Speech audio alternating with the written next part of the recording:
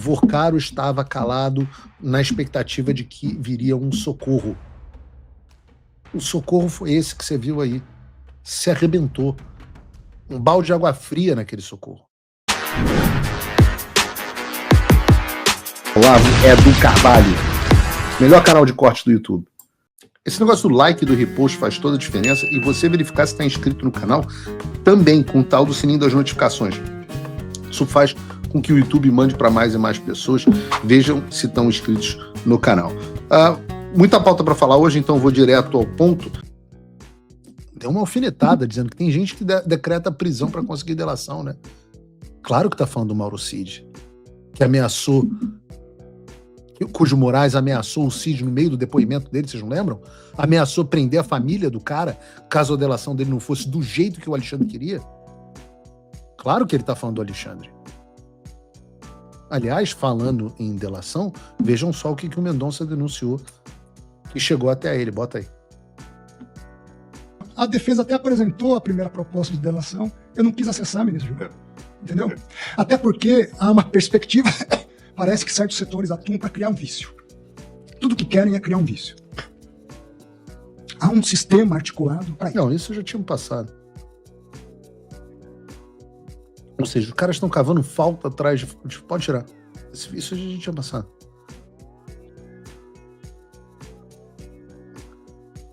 Isso é muito, muito, muito, muito sinistro. E é impressionante que o André Mendonça esteja comprando a briga. Eu digo o seguinte, o que é muito interessante, tem que dar os parabéns ao André Mendonça aqui pela firmeza. Vagabundo a gente tem que tratar assim, olhando no olho e encarando, igual você fez. Mostrando que não vai ter essa conversa aqui, não. Gilmar não é mais forte que você, não, André. E eu tô falando aqui que ontem foi agitado, porque isso não foi tudo. Segundo o André Mendonça, parece que tem muita coisa para vir por aí. Bota um vídeo do André Mendonça aí, por favor, falando sobre uma nova descoberta, que a irmã do sicário teria documentos que poderiam comprometer a família do Vorcaro, e dando um aviso para o Supremo e para a população. Veja esse trecho aqui. Ela não conseguiu ainda acessar os dados do sicário, mas a Joana, a irmã, teve acesso ao material que está nas nuvens. E ela diz que esse material acaba com a família inteira. O que é isso? Em relação à prima, ela falou demais. E destruir de vez uma menina não custa. Se ela abrir o bico, vão destruir a menina. Tem mais coisa por vir. Eu havia determinado que fosse preservado o iCloud do sicário. E essa semana eu determinei a quebra desses dados. Vamos ver o que virá de lá, que deixou a irmã do sicário passando mal. Parece que certos setores atuam para criar um vício. Há um sistema articulado para isso. Eu não sou cego. A turma referenda a decisão do ministro André Mendonça, vencido parcialmente o ministro presidente Gilmar Mendes. Se fudeu. Porra, bom demais. Esse finalzinho eu não tinha visto, não. É isso que a gente aguarda. A gente aguarda isso, André. Porque a gente está falando que venha mais coisa. A gente quer que esses dados sejam públicos. A sociedade, o povo tem o direito de saber. Por quê?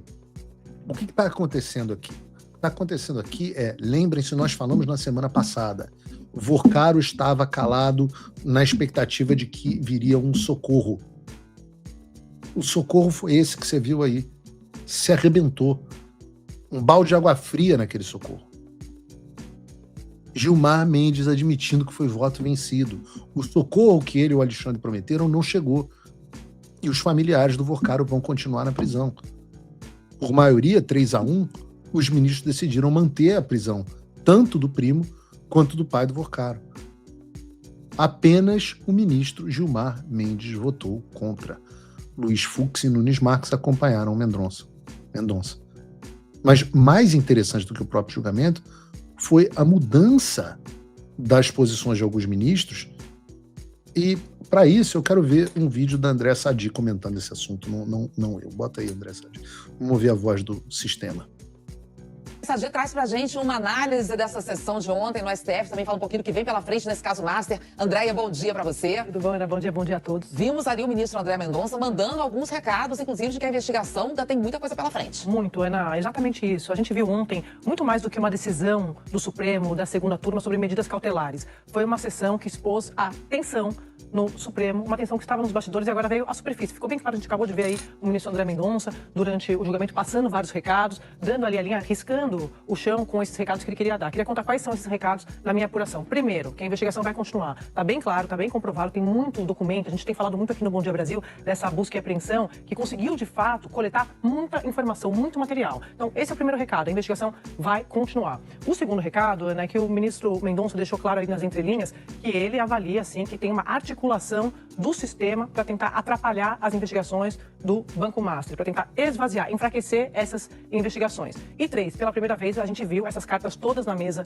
do Supremo, então ele deixando claro ali também que quando tiver sessão presencial, que pode ter sessão virtual no Supremo, ontem foi presencial, como a gente viu agora há pouco na reportagem, o tom vai subir. Então, para deixar muito claro quem é quem nessa fila do pão ali, nos bastidores que estava nos bastidores do Supremo e agora vindo à superfície. Tem uma guerra nos bastidores a respeito dessas investigações que a gente está acompanhando e está trazendo aqui no Bom Dia Brasil. E nesse quem é quem, o voto do ministro Nunes Marques ontem mais uma vez foi decisivo. Exatamente, Ana, perfeito. O ministro Nunes Marques, Cássio Nunes Marques, é tido como fiel da balança. Na primeira vez, a gente trouxe aqui também, eles tentaram uma articulação, o Centrão tentou muito pegar, cooptar o voto do ministro Cássio Nunes Marques naquela decisão dessa segunda turma também sobre a manutenção ou não da prisão do Daniel Vorcaro.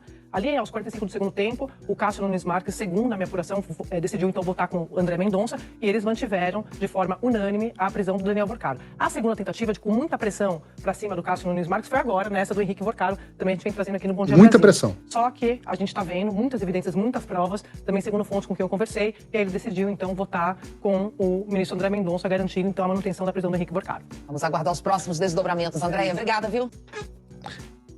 E aqui a gente tem algumas camadas, porque, primeiro, os recados que foram percebidos por nós e até pela Globo, são os mesmos recados, do André Mendonça, mostram que ele não está para brincadeira. Ele vai continuar com a investigação, não vai deitar para quem está tentando descredibilizar o trabalho, está vendo que tem um sistema contra ele, tentando salvar Vorcaro. E não só isso, não só ele não vai deixar isso acontecer, como tem muita coisa para aparecer nesse caso. E como bem disse André Sadi, o Cássio Nunes se tornou o fiel da balança. Ele tem sofrido muita pressão. Né? E claro que eu não posso deixar de falar do caso do fato de que o Fux está sendo... Repare, o fiel da balança não é o Fux. O fiel da balança é o Cássio. O Fux está sendo muito mais porreta do que o Cássio Nunes. No mês passado, o Fux já tinha antecipado o voto dele para manter as prisões. Isso é importante porque se o Fux não tivesse votando com o André Mendonça, aí o voto do Nunes Marques nem seria mais tão importante, porque a matéria ia terminar pelo menos empatada e os investigados iam ser beneficiados com a decisão mais favorável, no caso, o relaxamento da prisão. E vejam como ações têm consequências que muitas vezes a gente não imagina. Lembra? Foi justamente a mudança de consciência do Fux, depois das sanções que expuseram ao máximo as violações de direitos humanos do Brasil e as ilegalidades. Graças às sanções Magnitsky, foi gerado um caos na primeira turma do Supremo, e depois do voto do Fux destruindo os argumentos do Alexandre de Moraes, o clima na primeira turma ficou insustentável e o Fux mudou-se para a segunda turma do STF, onde ontem ele ajudou a manter a prisão dos parentes do Vorcaro. Então, reparem como as coisas têm consequências onde a gente não imagina, né? Muitas das vezes, ações têm consequências, boas ações têm boas consequências que vão muitas vezes além do esperado. Com tudo isso que ocorreu ontem, uma vez que o socorro não virá, já se fala sobre uma possível terceira delação do Vorcaro. Nós antecipamos aqui que essa história seria cheia de idas e vindas. Nós antecipamos que o Vorcaro estava recebendo recados do Gilmar e do Alexandre. Hoje o ministro André Mendonça confirmou e hoje veio a notícia, também confirmando o que a gente vem dizendo aqui no programa, que essa história terá idas e vindas. Porque, num certo grau, lembra a delação do Marcelo Odebrecht, que também teve idas e vindas até falar do Lula e eventualmente cedeu. O Vorcaro até tentou usar a delação como instrumento de sobrevivência, Mas o ministro André Mendonça foi muito bem e não se deixou levar. Ele fala, inclusive, num dado momento, que vejam que absurdo, que o advogado do Vorcaro, que na época era o Juca, que foi advogado do Braga Neto, aquele que ficou puxando o saco do Alexandre no dia da sustentação oral para defender o Braga Neto, e que no final acabou com o Braga Neto condenado a 25 anos na prisão e está esquecido lá, não sem ter pago algo como 5 milhões de reais para esses advogados vagabundos. Esse tipo de coisa, esse advogado chegou a propor ao André Mendonça uma tal de uma delação seletiva e recebeu um passa-fora muito bem dado. Acabou demitido do caso. Eu não sei como é que alguém ainda contrata esse Juca. Não tenho ideia. Não consigo imaginar a razão. O cara não ganha nada. Bom, que venha o iCloud. Agora o cara tá tentando contratar o advogado do Cid. Porra, meu Deus, Vorcaro. A prisão tá te deixando maluco, né? É Juca, depois o advogado do Cid. Tem, nossa senhora, procura alguém decente, meu filho. Que venha o iCloud do Sicário e que a gente descubra cada vez mais sobre o caso do Master.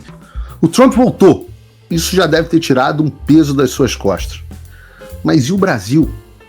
O nosso país continua atolado e achar que só a vitória do Trump vai resolver tudo é ilusão. Nada vai mudar sozinho. E pode ter certeza de uma coisa: ficar xingando muito nas redes sociais não vai fazer diferença nenhuma. Você vai continuar esperando alguém fazer alguma coisa por você? Um político? Um salvador da pátria? Esquece. Se ninguém tomar uma atitude, nada acontece. Eu tô fazendo a minha parte. Eu parei a minha vida por isso. Mas, se você quer saber como pode ajudar sem precisar largar tudo, a resposta é simples: apoiando quem tá na linha de frente. Sem esse apoio, sem essa linha de suprimento, esse trabalho morre. Sem estrutura, ninguém avança. Então acessa www.paulofigueiredoshow.com/apoie e com $5 por mês você pode fazer parte disso. Se puder mais, eu recomendo, seja um patrono Gold e participe ativamente no grupo que me ajuda a pautar esse debate. O que vai definir o futuro é quem faz e não quem reclama. A escolha é sua.